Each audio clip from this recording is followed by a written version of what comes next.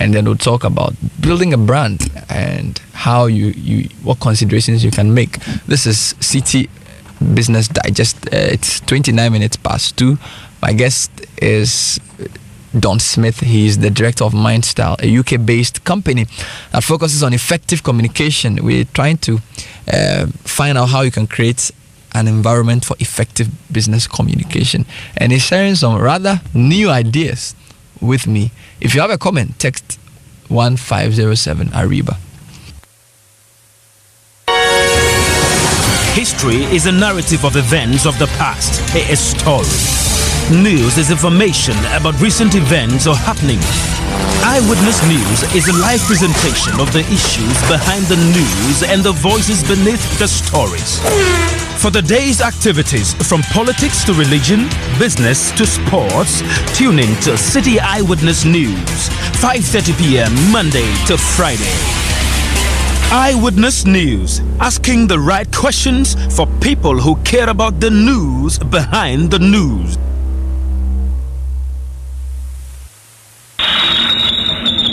The Management Development Month on the City Breakfast Show starts from Monday the 5th of June to the 30th of June. Upgrade your knowledge as we take you through the length and breadth of competitive advantage, planning for business success, time management, coaching and mentoring, and change management in week 1 of the Management Development Month. The first week will feature speakers such as business guru Robert Ahumka Lindsay, acclaimed academic professor John B.K. Aheto, and Dr. Dan Ofori, senior lecturer, University of Ghana Business School. Remember, the Management Development Month starts on Monday the 5th of June at 9 a.m. on the City Breakfast Show. The Management Development Month is sponsored by CalBank, Bank on Our Service, and Barclays Bank, and supported by Transol, CDH Insurance Company Limited, and Hyson Data Systems. The Management Development Month is a City FM initiative. Stay tuned in for week 2 of the Management Development Month.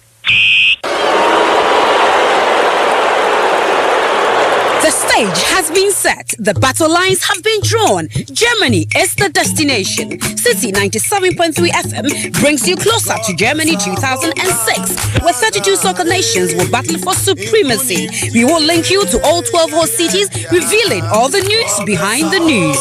The familiar German sounds. You can sweat, argue, cheer, and pray for your favorite teams to win the coveted World Cup. Germany 2006 watch starts for Monday, 5th June. Don't forget to tune in to City 97.3 FM every weekday at 3 p.m. for Germany 2006 watch. Germany 2006, going down the lane to Berlin.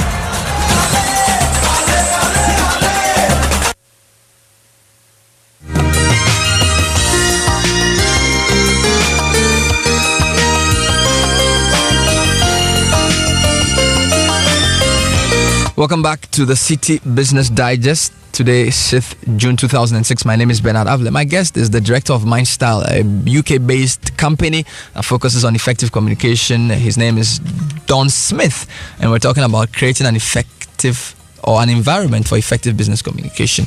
Now, Don, so what do you look for in order to determine which areas are lacking, or this your in your troubleshooting?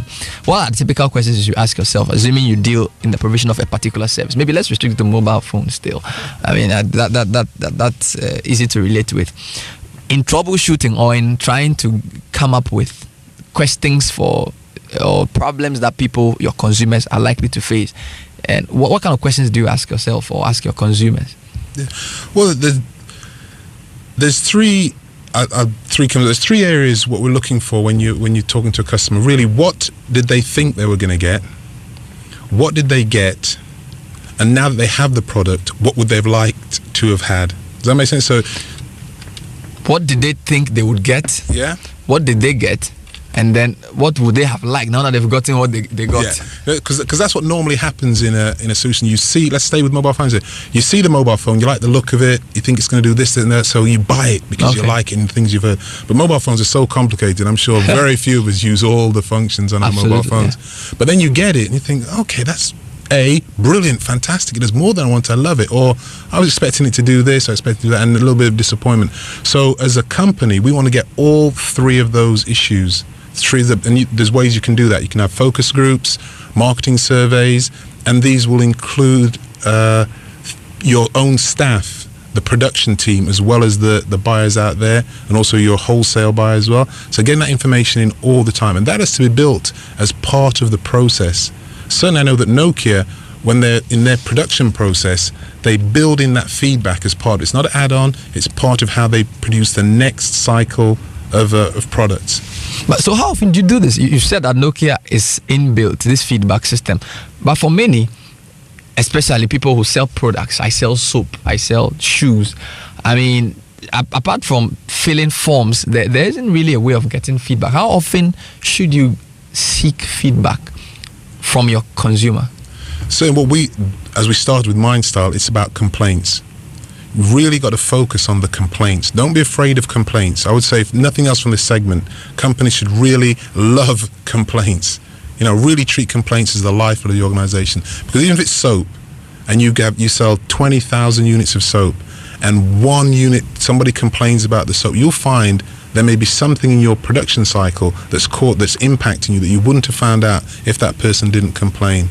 There's another management thing which says that you should hate the nice customer and love the nasty customer.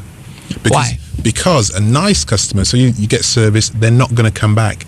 So they might not have been happy, but they go, what did you think of your service? They go, that was okay, that was fine. That means they don't tell you much. They didn't tell you anything, and they're not coming back.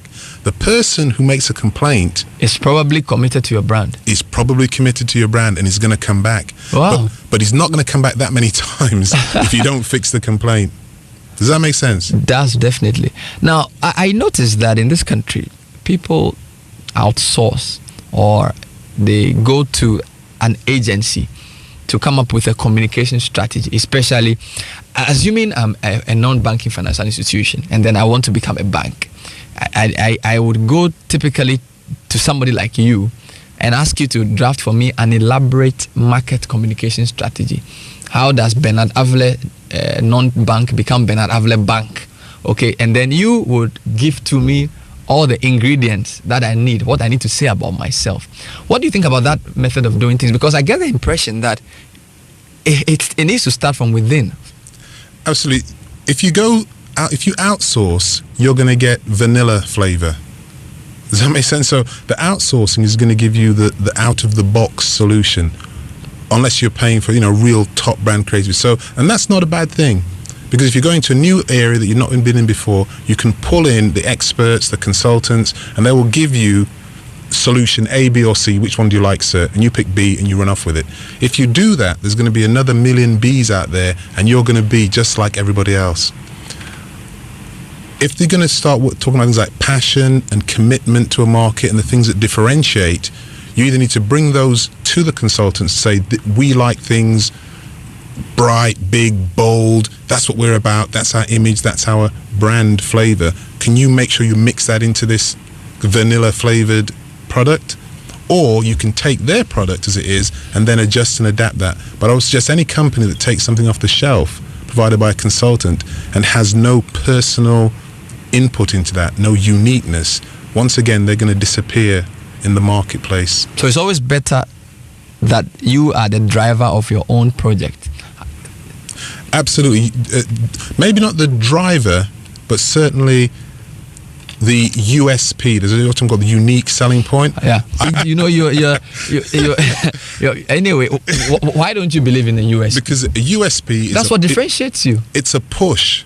It's a unique selling point. So you've gone away in your particular area and you've decided, this is what I've got, this is what I'm good at, I'm going to push that on the market. Why are you so, pardon my use of the word, averse to push strategies, as you call them? I mean, mobile phones again. We have 4 mobile phone manufacturers in a small market, 1,000 consumers. I want a large chunk of that market. I need to push. I need to come in and say, listen, I can do mobile phone A, which has function B and cost C.